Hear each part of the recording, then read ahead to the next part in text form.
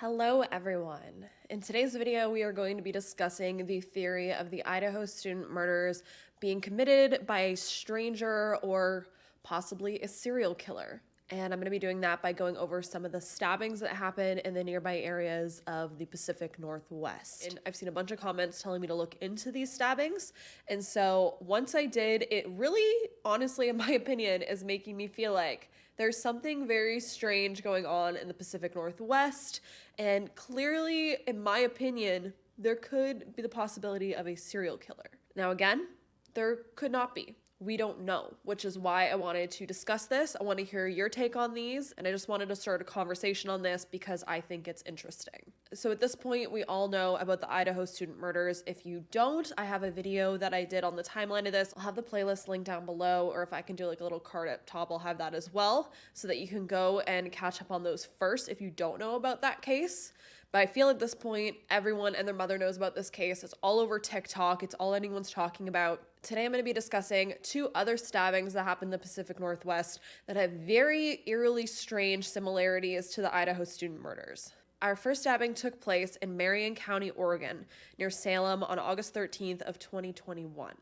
It was around 3 a.m. when 26-year-old Travis Juetten and his wife, who was 24-year-old Jamelyn, were fast asleep in their home. Unbeknownst to them, an intruder was entering their home and slipping into their bedroom as they slept. Travis and Jamelyn would wake up to a masked man stabbing them with a long knife. Travis would then attempt to fight off that man with the mask and protect his wife, but unfortunately in doing this, he would succumb to his injuries. In the end, the fatal blow would be a stab wound to his torso. On top of that, his wife Jamelyn would be stabbed a total of 19 times, but miraculously, Jamelyn would survive. Now, what really piques my interest in this case is that just like in the Idaho student murders, there were other people in the home that didn't wake up to this attack and that survived the attack.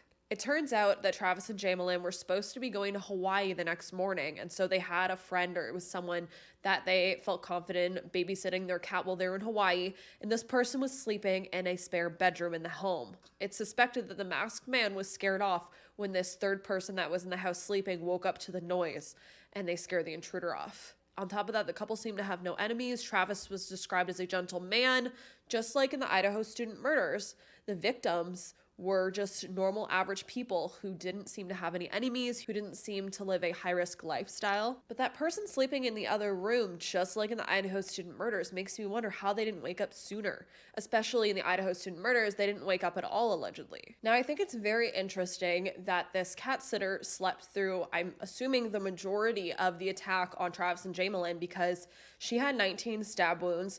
I'm assuming that Travis had just as many or more. So I'm going to assume that they didn't wake up until the end of this attack, and then the intruder was scared off. And I also find it very strange that the intruder was scared off by someone else instead of just attacking this third person. I also wanted to point out this third sleeping person in the house in this case because the two roommates in the Idaho student murders have gotten so much heat for sleeping through the attack of their four other friends. Yet, again, in this case, the same thing seems to have happened. And I don't see a lot of people questioning how this person slept through the attack of two other people in the house, who you think would be screaming and, causing a lot of noise being attacked like this. Stabbings are very violent, they're bloody, they're very excruciatingly painful. I'm sure everyone's gotten a paper cut before, and that shit hurts, let alone being stabbed 19 times. So do you expect there to be a lot of noise? Yet here's another example of someone in the same home as something so brutal happening, and they seem to have slept through the majority of it.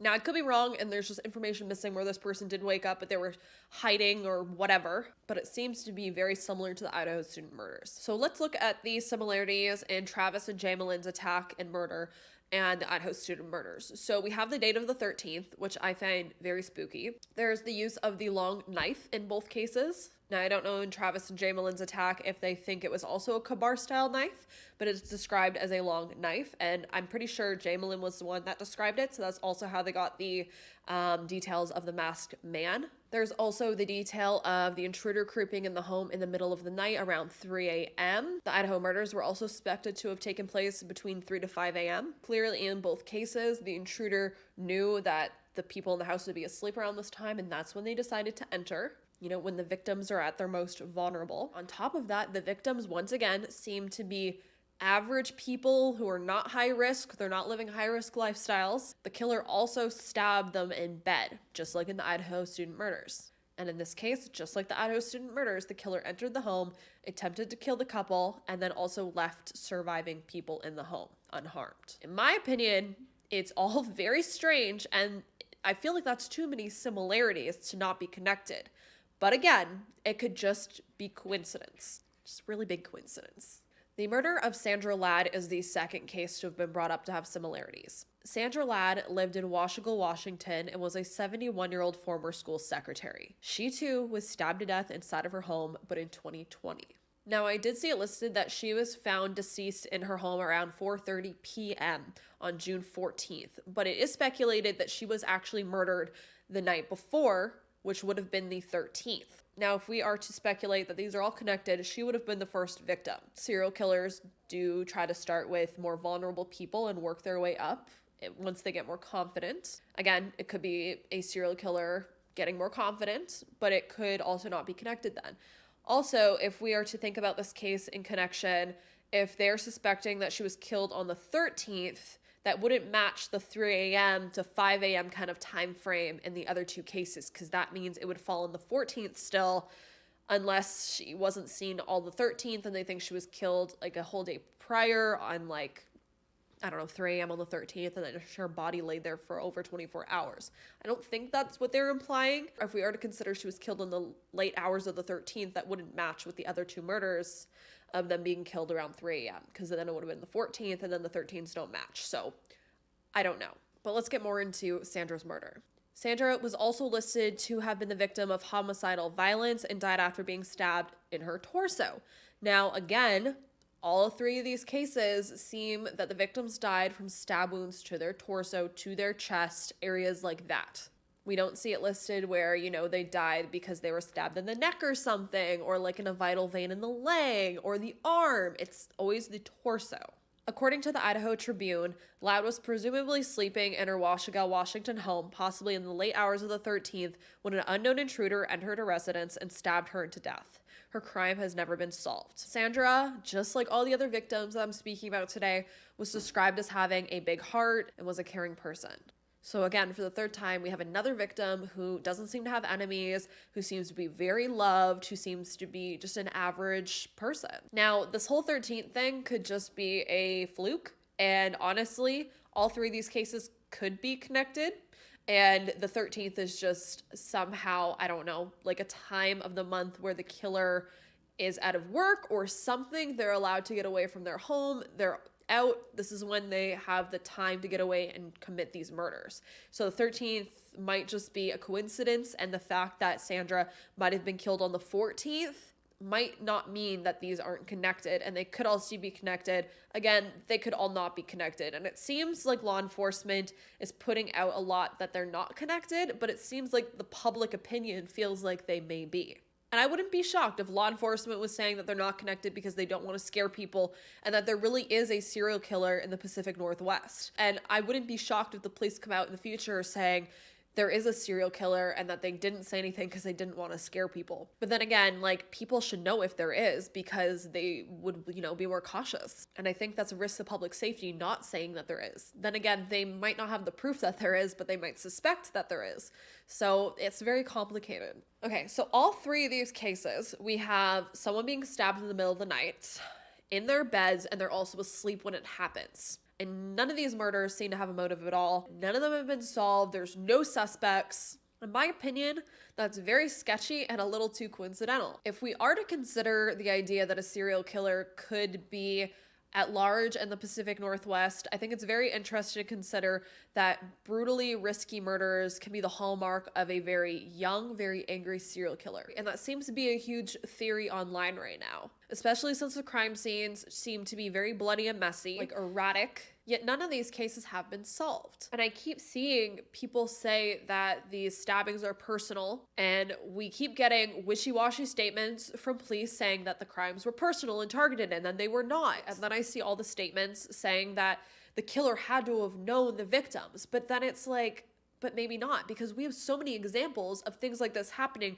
from serial killers and just murderers in general, where they didn't know their killers. And I'm actually going to be filming my next video I'm going to be putting out after this one. I still need to film it, but I finished researching it. And it is the murder of Jessica Ridgway. I had never heard of this case before. I just randomly stumbled upon it while going through like YouTube recommendations on my sidebar. But I think once you hear that there are other cases where the killer did something very violent and malicious and just something that you wouldn't expect to be done, you'll consider that cases like this could be done by someone that doesn't know them. And I'm not just saying the murder of Jessica Ridgway has anything similar to this case. I think it's just a great example that a killer can do something to someone they don't know very erratically, very sporadically, that cannot be predicted. And the killer in the Jessica Ridgway case was actually going to college for mortuary science.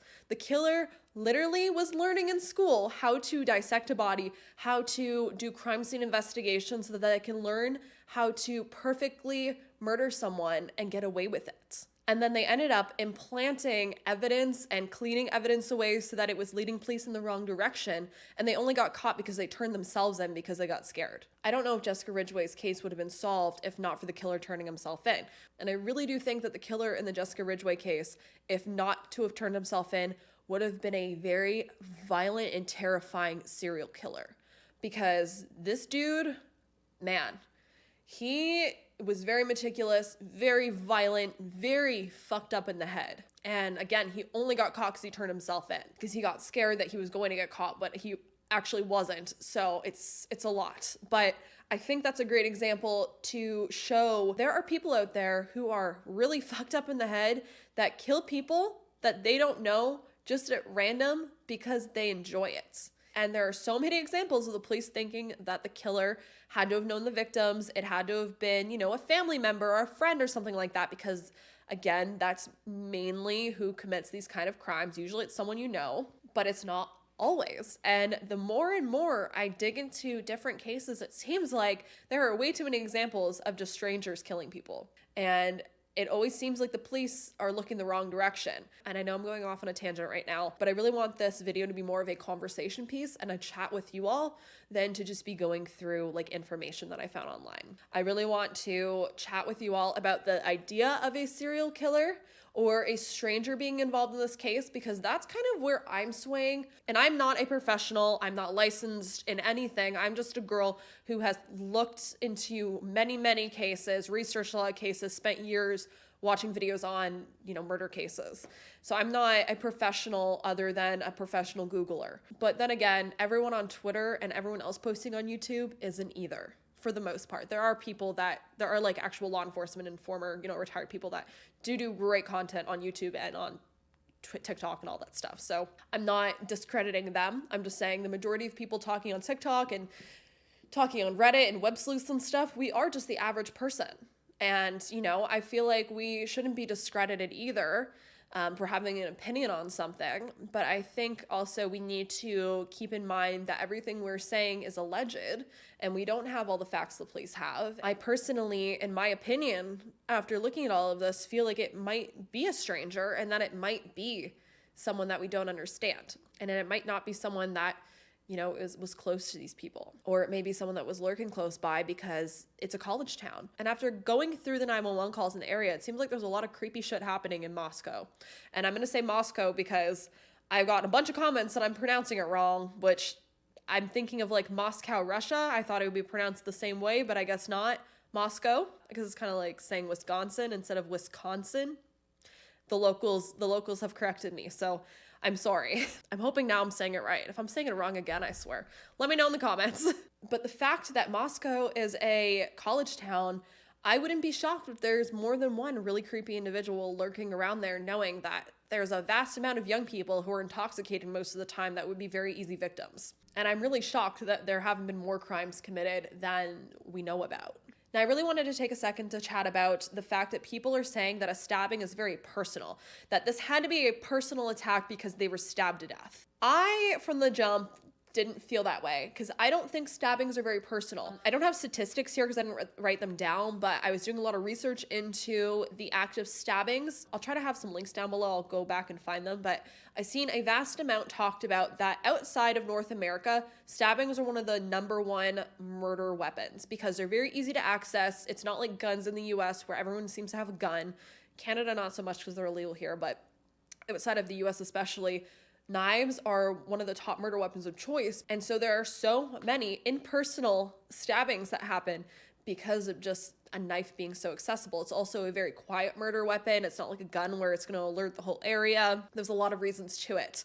And Neil Boyd, who is the director at Simon Fraser University School of Criminology, has been quoted saying that stabbings are not as intimate as strangulations or beatings. There's a little more distance when you're stabbing someone. It's not like you're actually on top of them. You're not in physical contact with them like skin to skin.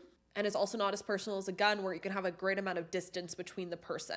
So I think the people who are solely thinking that these killings were personal because they were stabbings, I think that needs to be rethought. On top of that, the Pacific Northwest is known to have a very high rate of serial killers per capita compared to other places in the US. Dr. Stephen Edgar, an associate professor of criminology at the University of Houston Clear Lake and author of the book The Killers Among Us, was quoted saying just that. And it's also believed that serials flock to this area of North America because of the vast amount of wilderness, seclusion, areas to hide bodies in the middle of nowhere. On top of that, we have so many examples of serial killers that have, committed their crimes in the Pacific Northwest and made that kind of their hunting grounds. On top of that, we have many serial killers, for example, that would use knives on their victims, and these victims were strangers to them. And I think these killers are very great examples to compare to the murders that are happening now.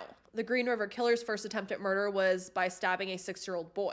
Dayton Leroy Rogers, who was also known as Oregon's most prolific, was arrested for stabbing and murdering a 25-year-old prostitute. Herb Mullen believed that stabbing people to death was the only way that California would be spared from another deadly earthquake. And that's just a couple examples of very prolific serial killers who like to use knives as their murder weapons to complete strangers. So hearing all of that, I don't know how we can rule out the idea that the Idaho student murders could be committed by a complete stranger on the notion that the stabbings were personal and that's why it had to be someone that have known them. Knowing all of this, I just can't get behind that theory 100% because there's just too many examples of the opposite. And now on the same notion, I know there's so many examples of, family members stabbing other family members or stabbing friends and just stuff like that as well. But I think it's mainly the facts that people are trying to say because the idea of stabbing someone is personal is the reason that these had to have been a personal attack.